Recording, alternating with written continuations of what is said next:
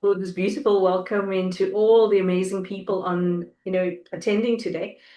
Greetings to all of our honorable guests, as well as our esteemed panelists. It's really incredible to see all of the things that they've done and achieved so far. It's fascinating. And so I think, just a little bit about my take on the G20. Just thank you for giving me the space to speak honestly, because after attending the G20 and listening to our president speak, I actually walked away with a heavy heart. I know that there's a lot of hype around how successful it was and how amazing it was. But for me, I look at things from a realistic point of view. I mean, I didn't feel inspired and I didn't feel reassured. I actually felt disheartened. And, there were many words, many promises, and many elegant statements. We've gotten used to that in Africa. I've gotten used to attending a lot of places where people talk, they talk big stuff, but there's very little action. So when I looked at all of these elegant statements, there was very little clarity. I like to see what is not said.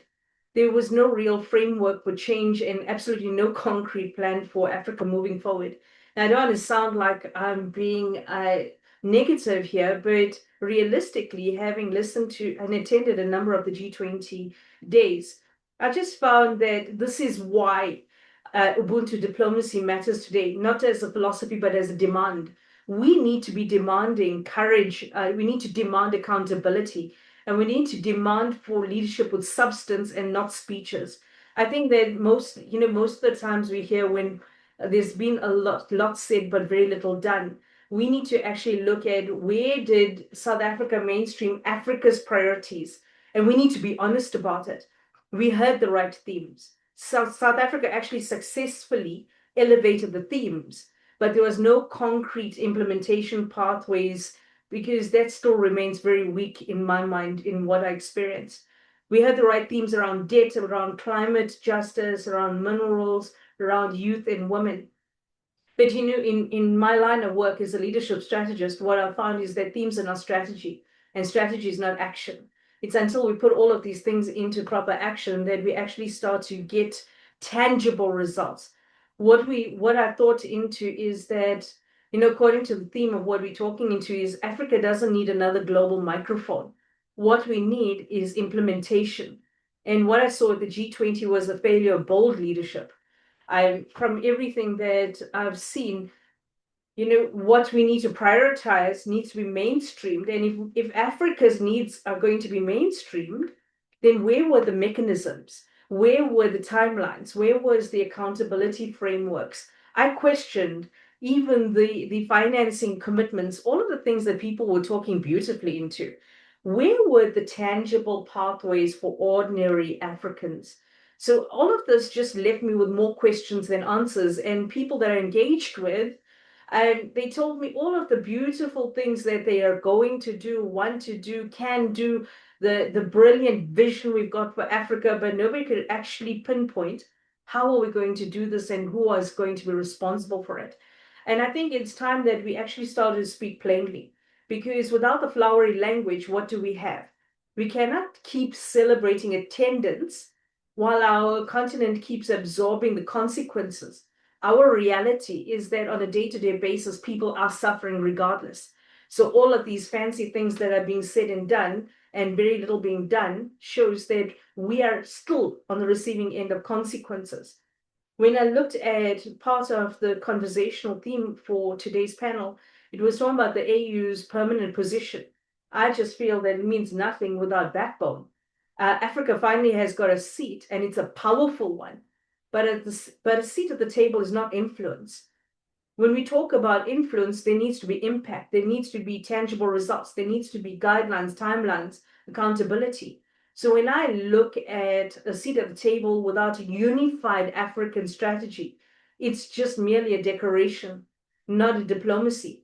So what will we do with that seat at the table is going to talk volumes about how we pull together as an African continent. Look at our reality in South Africa. Xenophobia is one of the biggest things, and we keep quiet about it. But here we're talking about a unified African voice. And what I think about politics is that there's a lot that is said that doesn't talk into our reality.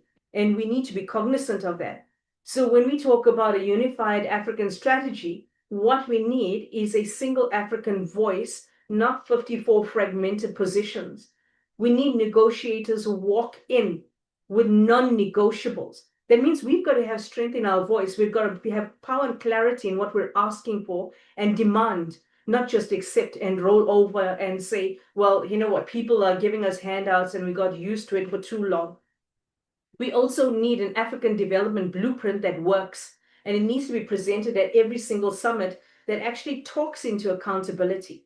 Because when we look at this, we need to have the courage to hold global powers accountable and make it public if needed. Because when we talk about Ubuntu diplomacy is not something that's passive, it's not something that is soft. It's part of our African culture and our African nature. It's second nature to us. But the problem is we allow a lot of people to walk all over us. Ubuntu says, I see your humanity, right? We are because of each other. But it does not mean that we've got to compromise who we are because of it. A lot of people misinterpret Ubuntu because it's been another word that's been abused over the years and it has been dumbed down. It just keeps getting brought up when it is acceptable or when people actually want to use it across lots of nations, even across Africa. But what's our reality as South Africans? Do we actually show that to our fellow Africans? But here we're sitting in the seat of power with the ability to actually speak on behalf of Africa. So when you talk about the truth, for me, what it is, it's like we've seen this movie before. It's big speeches, bold visions, and then silence. Africa cannot afford another year of commitment without commitment. If you know what I'm saying, what we need is binding targets. What we need is a strategy that actually makes sense. When we look at the financial tracking tools, it's non-existent. There's a lot that's been spoken about. I mean, I made loads and loads of notes when I was at the G20. And there's a lot of things that's just not adding up for me. The words and the actions are not matching up for me. When we look at it, we actually need independent oversight and we need a collaborative way of thinking across all of our African continents. When will we do that? When will our African leaders come together and actually have that unified voice that I'm talking into? We need the youth and women in the monitoring councils because that is where our youth and women can be used more in terms of their skills, their ability, their knowledge, their know-how, and they're coming with a clean, fresh vision, a clean, fresh impact, a clean, fresh way of looking at things out of the box, not the same old thinking that's always been there. And when we look at it, there's mostly the same decision makers, the same people coming around the table, but they're talking about having a different vision, but they're not having a diverse team of people talking into it, which makes me wonder, what is their whole thing around diversity? We have to have a public scorecard. In the same way, we've got professional scorecards for organizations. You got to tick the box of accountability, your KPIs. We have that for organizations. Why can't we have that for the G20? We no longer need to be sitting in that position where we hear these beautiful words of we will consider, we will create frameworks, we are exploring. Those are just words. That there's nothing tangible about those words, there's nothing definitive, and there's nothing intentional about it. So I think that beyond our G20, Africa needs to stop negotiating from a place of politeness.